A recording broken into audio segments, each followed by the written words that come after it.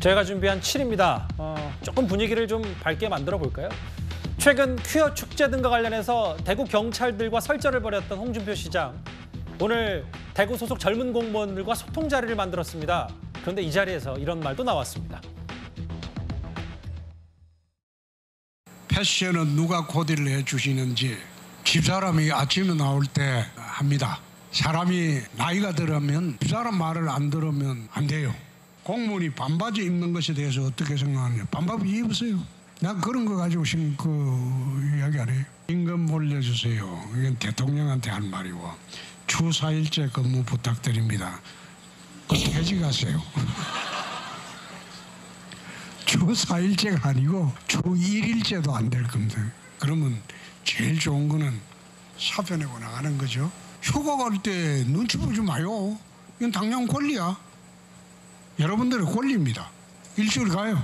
나는 7월 말 8월 초에 휴가 갑니다. 나 이 조직이 마음에 안 든다. 그럼 퇴사하세요. 퇴직해버려. 딴 데 또 가면 돼. 그러니까 편하게 생각하고 자유롭고 그리고 못 견디겠다 싶으면 털고 나가세요. 그리고 더 자유로운 세상 보고 살고 편하게 사세요. 어쨌든 이슈를 계속해서 생산해내는 홍준표 대구시장. 저 오늘 좀 재밌었어요. 저 주 4일째 근무시켜달라고 했더니 그거 퇴직하라고. 제일 좋은 거는 사표 내고 나가는 거다. 분위기는 화기애애했는데 어떻게 좀 보셨어요? 그러니까 홍준표 역시 시장다운 답변을 했다라는 생각이 듭니다. 지금 주 4일째 이야기 나오고 있는데요. 물론 일부 대기업에서 이제 시행을 하고 있습니다.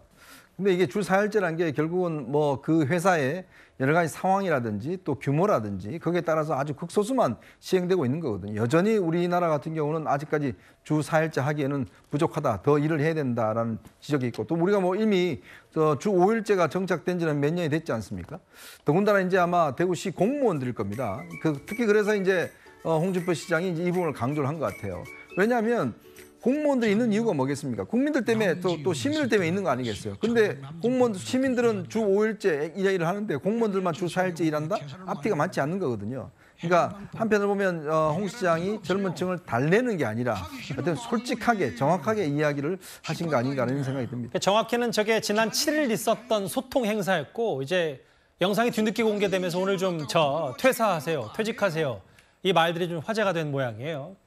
근데 사실 좀 더 근본적인 얘기를 짧게라도 해보면 주 4일째 얘기는 정치권에서도 공약처럼 심심치 않게 나오고 있습니다. 홍준표 시장의 얘기 그리고 반면 이재명 대표의 의견을 비교해서 한번 들어보겠습니다. 근로 체계를 주 4일로 바꾸는 것도 검토하시는 걸까요? 사실 유럽, 프랑스 같은 경우에도 주 4일째 일부 실시하는 데가 있죠. 그렇지만은 아직도 그걸 사회 전반에 적용하기에는 좀 시기상조가 아닌가 저는 그런 생각을 합니다. 물론 AI 시대가 되면 적게 일하고 많이 버는 그런 시대가 올 겁니다. 그렇지만은 아직 AI 시대가 아니기 때문에 그걸 산업 전반에 적용하기는 좀 지금은 시기상조라고 봅니다. 전 세계에서 이미 주 27시간제 하는 곳도 있어요. 우리는 거기까지 못 가더라도 주 4일 근무제를 목표로 두고 가야 되는 거죠. 4일째 얘기 나왔으니까 어떻게 좀 들으셨어요? 네, 일단 두 분 다 윤석열 정부의 노동시간 확대와는 좀 반대되는 얘기라서 될까는 싶은데요. 근데 세계적인 추세는 일단 좀 주 4일제로 가고는 있는 것 같습니다. 근데 이게 쉽게 하기는 힘든 게 저도 그때 민주당 대선 캠프에 있으면서 이 주 4일제에 대해서 한번 공약으로 만들어보자 제안을 한번 했었었는데 이게 그래서 저도 많이 알아봤거든요. 근데 이게 현실적인 어려움은 있습니다. 왜 그러냐면 직장인들이 원하는 건 주 4일제를 하지만 급여는 줄지 않아야 돼요. 그런데 이것은 또 회사를 운영하는 입장에서 회사 입장에서는 이제 쉬운 부분이 아니라서 저는 근데 일단 뭐 주 4일제에 대한 논의가 일단은 이렇게 공공연하게 이루어진다는 것 자체가 앞으로 우리가 변화가 있을 수도 있다는 어떤 생각을 해보고요.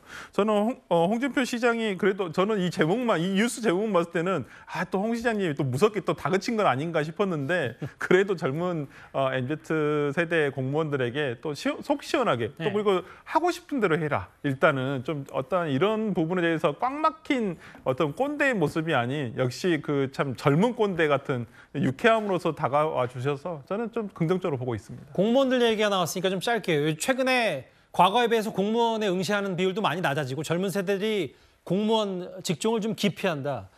좀 윤석열 정부에서도 좀 그런 거에 대해서 변화를 좀 모색하는 것 같더라고요.